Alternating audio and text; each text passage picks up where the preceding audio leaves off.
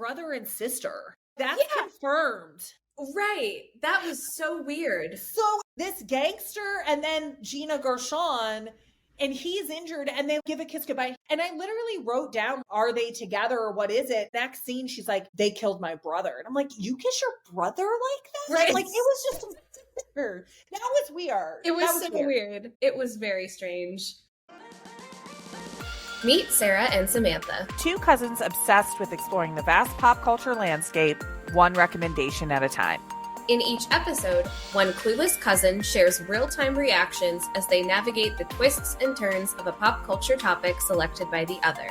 From travel to movies, Little Debbie's to trashy novels, get ready to eavesdrop on the candid reactions and dynamic conversations you can only have with family. This is Foreign and Familiar. Welcome to Foreign and Familiar, the start of season 2. Hi, Yay. Sara. Hi. Hey. And we're back. We're back. We did it. It's so good to see your face. Yeah, you too. This is so exciting. I know that I've seen your face socially and in our cousin con, our cousin relationship. Yeah, cousin con.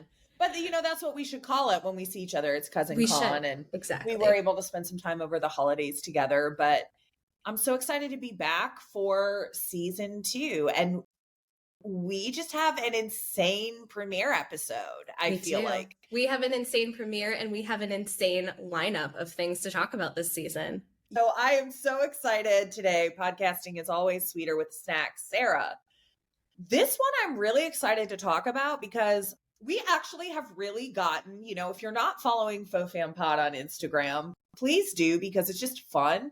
It puts some extra context, some clips, some things we have going on, but we also run polls. And so we do a lot of polls on Little Debbie snack cakes. We've had people write in. We've had a lot. And this Little Debbie snack cake that we're going to review, I'm not even joking, is the top. I completely forgot it even existed. So did I. And so many people were like, you got to talk about this one. You got to talk about this one. So yes, it was nice to kind of have it brought back. The people are demanding that we talk about the snack cake. Sara, without further ado, what is our snack we're podcasting with today? Today we are podcasting with the starcrunch. Classic. I think I maybe forgot about a starcrunch because it's kind of completely on its own from the Little Debbie catalog. They don't really have anything else. How would you describe a starcrunch? So it's really tough to describe. Crisp rice with a little bit of caramel mixed in and chocolate. It's not a cake, it's not a cookie, it's not a cream pie. It's kind of like, the only thing I can think of is like a no bake. That's the closest I can come, and that's not even that great of a description. I was going to say the same thing. It's like a haystack, like a no-bake haystack. I have not, in transparency, I don't think I've had a starcrunch since high school. So eating a starcrunch here was completely mind-blowing for me. So what was your take on the starcrunch? I can't think of the last time I've had a starcrunch. It's not one that I reach for often, and I don't know why. Because it's so delicious. It's so good. Very chocolatey. I don't know why for years it's kind of been like a zebra cake for me. I'll eat it if it's available, but it's definitely not my first choice. And I think it's raising up in the ranking for me. I feel like starcrunches were kind of staples growing up. Mm-hmm. And I would eat them when I could. This one that I ate now, so I remember a starcrunch, I think the puffed rice is the main thing. I was surprised. My memory of a starcrunch is that they were bigger, and the puffed rice was like almost a hazard to eat. I think that's why I didn't eat the starcrunch, because it was like tough. Like, I feel like, I don't want to say that starcrunch cut the inside of my mouth, but I feel like it wasn't an enjoyable experience. Right. So maybe that's a thing. It was a texture thing. This one that I just had, they seemed like they were a little bit smaller than I remember, but it was a very smooth experience. Honestly, it was kind of the closest thing to a Samoa or a caramel delight, but without the coconut. I thought it was fantastic. Starcrunch, I would definitely recommend. I really enjoyed it. And They have made some tweaks to it, but it was really enjoyable. Truly, it was a delicious little treat. So I think that that's a good one. And thank you to all of our listeners who brought that back to our attention, because honestly, it was eliminated from my brain. I had to pull it back from the recesses of my mind. So right. It was like a trip down memory lane. Getting into our content for today, we are starting off season 2 with a bold choice. Sam, this was your choice. So what are we talking about today? today we are talking about the Academy Award nominated 1997 action film Face Off, which stars John Travolta and Nicolas Cage.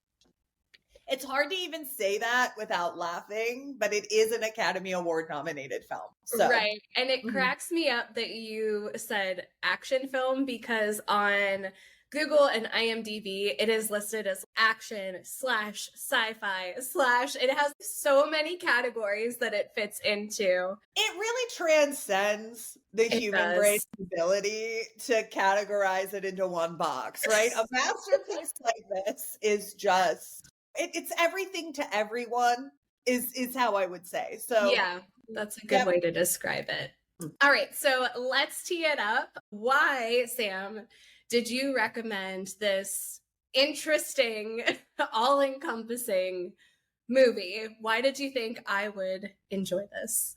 Couple different reasons here. I think the first thing is you just seem to really love 90s action movies. I really do. Established this. We've talked about it. Don't feel like there's anything that encapsulates a 1990s action movie, sci-fi, whatever we're going to call it. Right. It's like opening a time capsule in the sense of this is what the blockbusters were in the 90s.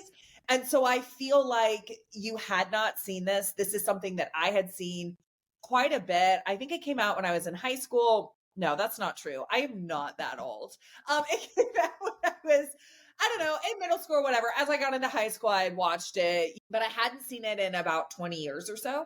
So I just felt like it was a good mix. I am not exactly sure where you fall on the Nicolas Cage train, and I think we're gonna have time to get into that, but for me it's this was before Nicolas Cage was a caricature of himself. This was when they were showing up at the box office and doing their best. This was after he won his Academy Award. So now I feel like if they would make this movie now, you have so much that you would play on with him, but I just felt like it was a good peek in a time capsule, and I felt like you might enjoy it. Yeah, I think a good peek in a time capsule is a great way to describe this movie. And I have lots of thoughts to share about it. Are there any other cultural notes that our listeners should know to understand this movie?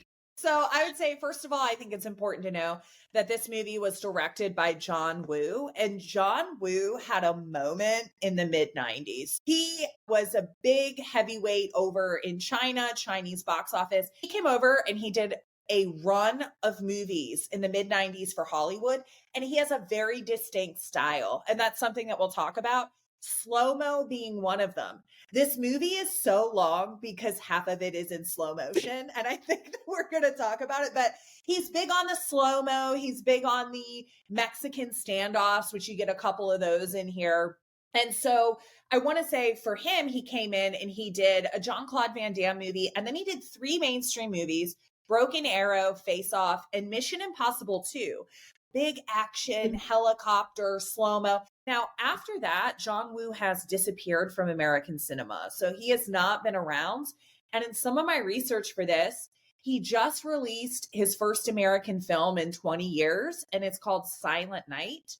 And that is a dialogue-free Christmas crime drama that just came out in Christmas of 2023. 2 things before we kick it to break here is that this movie, I think, has really kind of had an impact culturally. Face Off was the impetus of this show, Internal Affairs. It was an homage that they made. And there have been a lot of spin-offs or types of projects that have derived from the source material of Internal Affairs, which was heavily influenced by Face Off. The most prominent one being The Departed. So that's so interesting that The Departed is paying homage to Internal Affairs, which is paying homage to Face Off. And then am I saying it? Is it homage, homage, homage? I think I've said it's it. homage. I've said it like 3 different ways, but yeah. So I think it's interesting because it seems like it had an impact for a lot of people. And then the last thing I would say is that this is considered one of what they call the holy trinity of Nicolas Cage movies. Oh, so it's the holy trinity? Yes. Now, do you want to guess what the other 2 are? Oh gosh. I've not, okay, so I mean, we could get into this. I've not seen a lot of Nicolas Cage movies. So my guesses are going to be horrible. The Holy Trinity. Ghost Rider. No, that's terrible. No. Okay. So in this span of 2 or 3 years in the mid-90s, right, he did Face Off, he did The Rock, and Con Air. And okay, The Rock is excellent. Have you seen that with Sean Connery? So maybe we'll do that. Is shocking because I love Sean Connery. So I'm so excited to dig in and go through the plot here because there is so much to talk about, but we have to kick it to break. So we will catch you up on the other side of the break.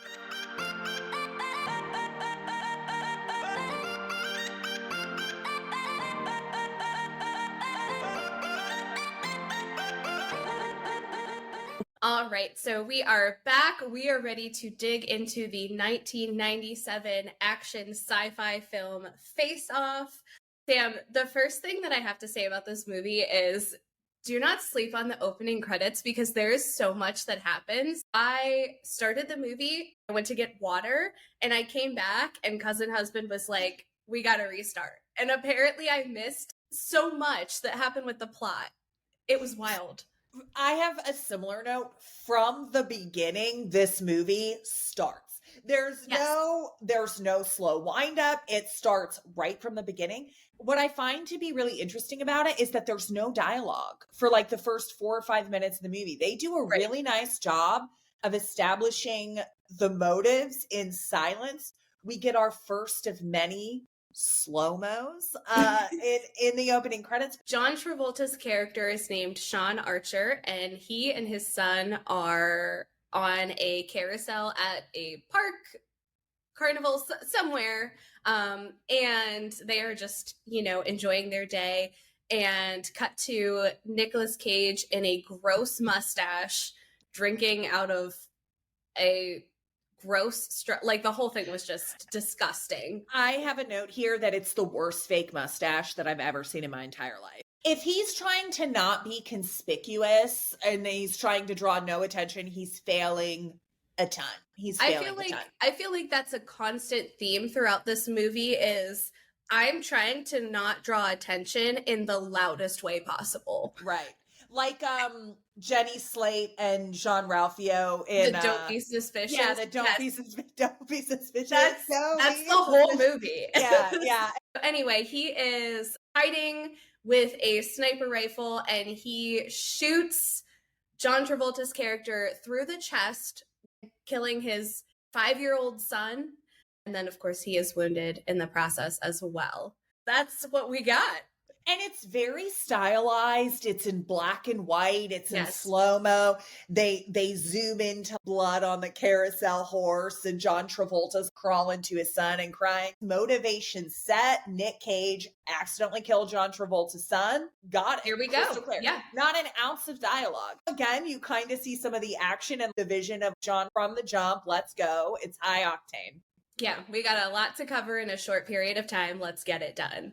Yes. So I think one thing that I do want to say is that I found sad, and there's another part that actually kind of happens as well. It is weird how things kind of mimic reality is, I was really kind of affected by that because, or not affected, but I took note. John Travolta actually lost his son Jet in real life 10 years later. It's kind of weird. I noticed that this holiday when I was watching Love Actually, and, Liam Neeson is mourning as a widower. Like he experienced that a couple years later. So I just thought that that was really, to me, when I was watching it, I just felt sad about it. I know it's a movie, but it's weird how sometimes that can kind of echo. But Right.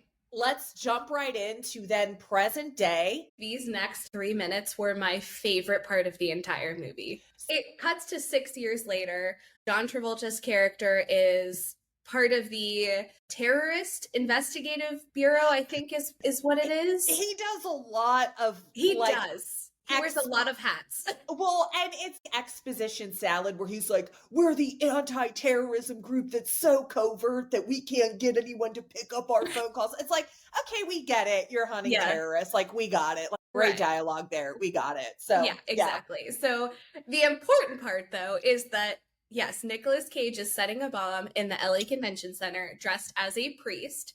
And then to, again, not draw any attention to himself and get out of there, he starts basically twerking to Handel's Messiah being sung by like a children's choir. The little like neck roll. I loved everything about that scene. I completely agree. So he's celebrating that he set the bomb, and he set the bomb for 4 days or 5 days. It's a really long. It has not gone off. And that's one of the funniest moments of the entire movie. Nicolas Cage just commits to his roles, right? He does. And then he goes and he grabs the ass of, she had to be what, 15? Yeah, a teenager, but she was definitely not an adult. I have to say this, he is a walking HR violation the entirety of the movie. He's grabbing asses, zero consent, right? So John Travolta gets tipped off. And there is this insane airport chase that actually, I would say, is really high octane. From the beginning, Nicolas Cage gets on his private plane. His little nerdy brother is Pollux. So Nicolas Cage is Castor Troy, and his little nerdy brother that's kind of the brains of the operation is Pollux Troy. Did some research on that. Castor and Pollux were in Greek mythology. Mm-hmm. Twins, and I think that they're the two twins that the Gemini sign is actually named after. Yeah, and I believe they're stars as well, Castor and Pollux. So I did appreciate that reference. It's interesting that they kind of have the two brothers there. They're biffies. They get on a private plane, and Nicolas Cage sexually harasses the flight attendant that is serving there. He tells her he could eat I'm sorry. He tells her he could eat a peach for hours. Okay. And then he's like, you can suck on my tongue. Yeah. He's like, if I let you suck on my tongue, how grateful would you be? And then he sticks his tongue out, and it's so long. And it is so long. Who has a tongue that long? I mean, I was like, but, you know, and my favorite thing about that whole scene though, is the woman is wearing a turtleneck and a blazer and slacks, what I would describe as slacks, and like sensible shoes. Yeah. You know, she's dressed for work. She's dressed for professionalism, not for sucking tongues. Yeah, but you know what? She starts doing it. So, she doesn't do it. Yeah. On comes John Travolta and his bevy and his team, starts chasing this private plane down the runway. Mm-hmm. And it gets insane. It absolutely gets insane. Let's talk a little bit about Nicolas Cage's weapons of choice. He carries 2 gold-plated pistols that he carries in the back. He takes off his cloak, and it's all slow-mo, and they move in on the pistols on his back, and then he's running with them. So I think that they looked really cool. I did think they looked cool too. That was an impressive choice of weapon. He cares about showmanship, Castor Troy, Nicolas Cage in this movie. If you couldn't figure it out by the twerking as the priest, he does care about showmanship. Then what happens, which I think is absolutely insane, which I'm going to say a couple times in this entire movie, is John Travolta kicks a helicopter pilot out of the helicopter while it's on the ground.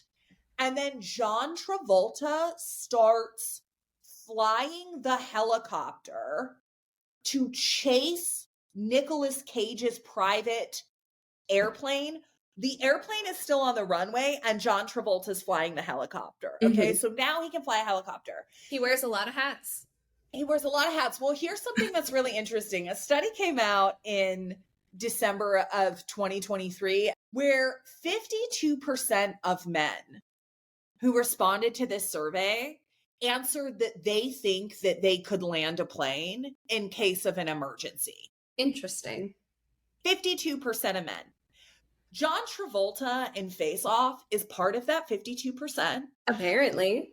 But I also think that he's maybe the reason, one of the reasons these types of movies that men think, I mean, what a interesting note in the masterclass of mediocrity and the importance of self-confidence, right? More than 1 in 2 people were like, yeah, I could totally land that plane. Like, okay. So thanks, John Travolta. So they end up continuing to fight. Nicolas Cage is a madman. He's a madman. He's singing. He's crazy. Always bringing up his dead son. You know, he's a prick. He is. You know, no subtlety. No, he's very much just a loose cannon. He's a loose cannon. Yeah. So without getting into all of the specifics, John Travolta ends up capturing Nicolas Cage. John Travolta thinks he's dead. There's some sort of jet engine. He knocks him out, whatever. Mm-hmm. But they also get his brother Pollux. They have him in captivity as well. So very important. But so the good guys win in the first 30 minutes of the movie. And so I think, Sarah, that's a good way to set it to break as we get up to prepare for Act 2, which is where the real fun starts. If you're not having fun yet, you're going to have fun. But we're going to take it to break. Will. Yes, we'll be back. right.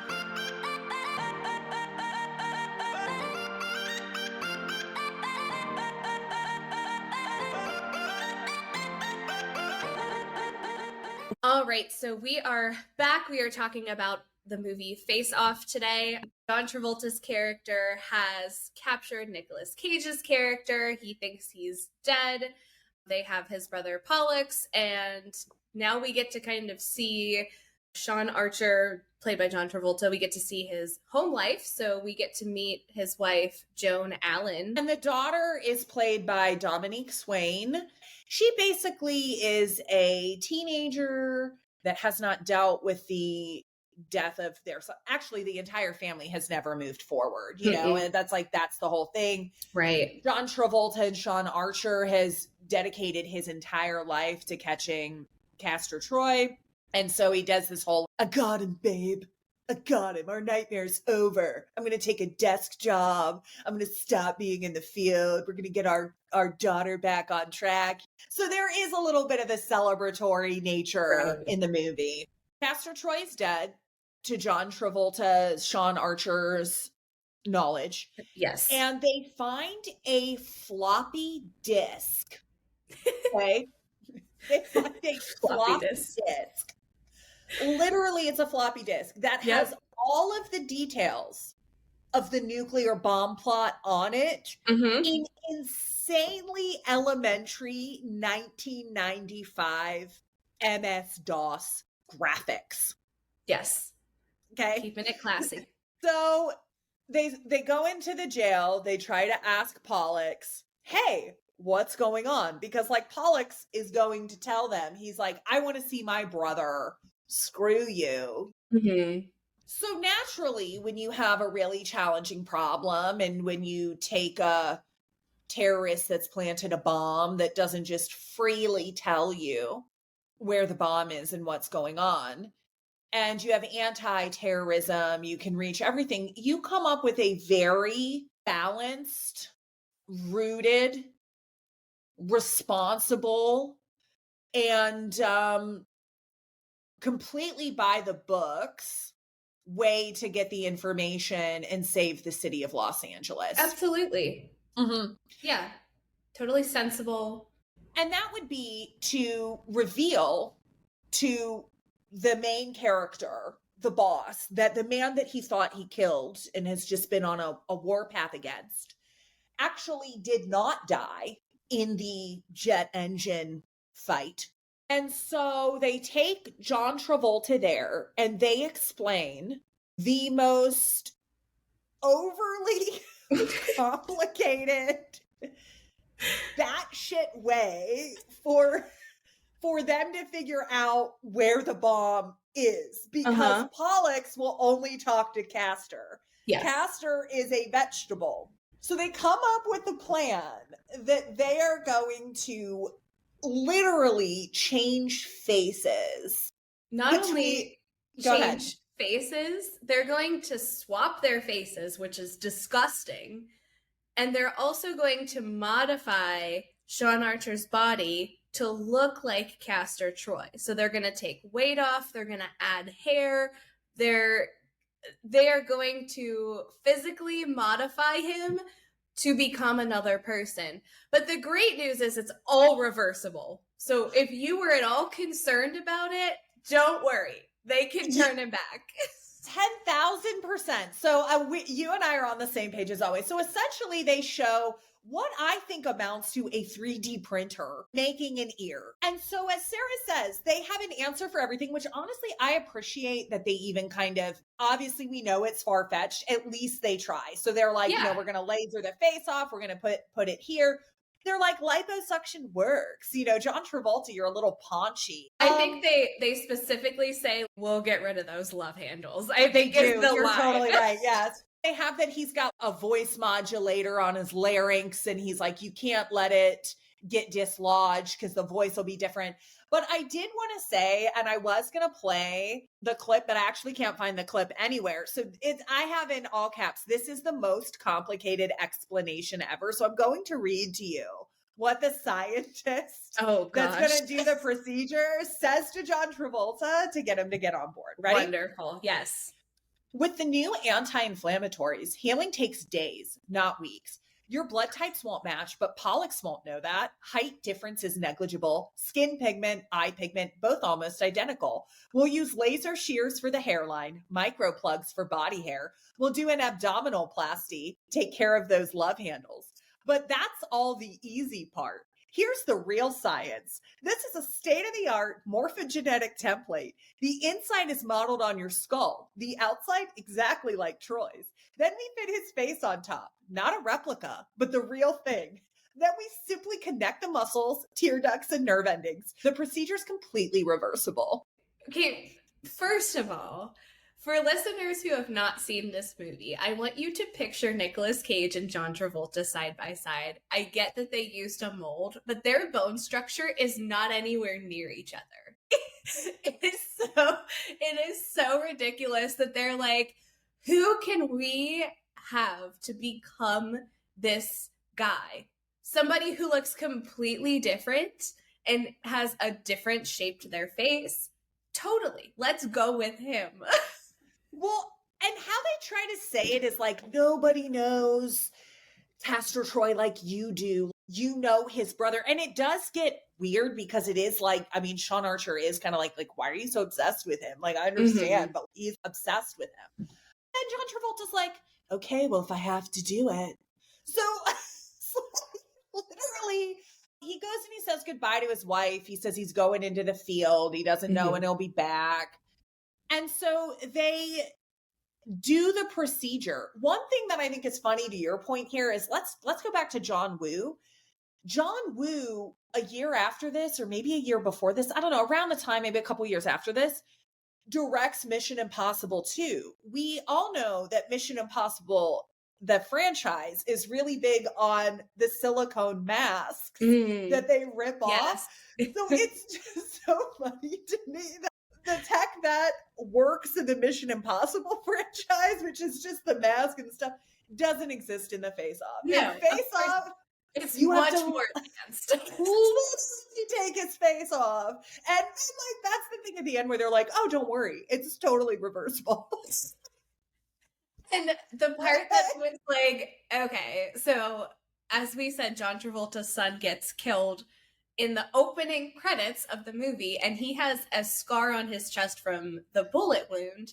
And one of the last things he says before going under for this procedure is, can you put my scar back? And they're like, totally. So like, they're going to put this scar tissue back on his body after they switch. It's just wild. It's crazy. They're so committed. You know, like yes. They're at least committed to trying to figure it out. And so talking about the procedure, you see the it kind of is like Terminator 2-y. You know, you see the machine come down, they do a laser around Nicolas Cage's face, see the face come, it drops into some sort of liquid, but they don't really show. There are some glimpses of his face. Like, I think everybody's kind of looking, but they get Castor Troy, they get John Travolta as Castor Troy, and they put him in prison that Pollux is in, so that he can start.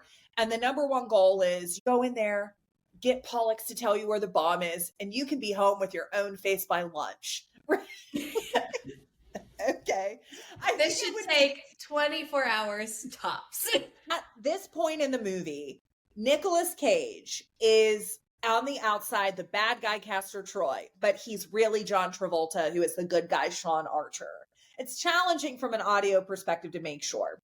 I think we should just refer to them as Sean Archer as Castor Troy. Yeah, Archer as like it's a casting announcement every time. Archer as Nicolas Cage. Maybe that's how we do it. Archer as Nicolas Cage gets into a prison fight, and his brother sees it, and his brother's actually really keen, and I really kind of liked him as a character. I did too. Pollux from the get-go is kind of like, something's not right here. This isn't adding up. And I think he's trying to prove that he is Castor Troy. And he asks him questions like, what were the name of the pills that I took as a kid?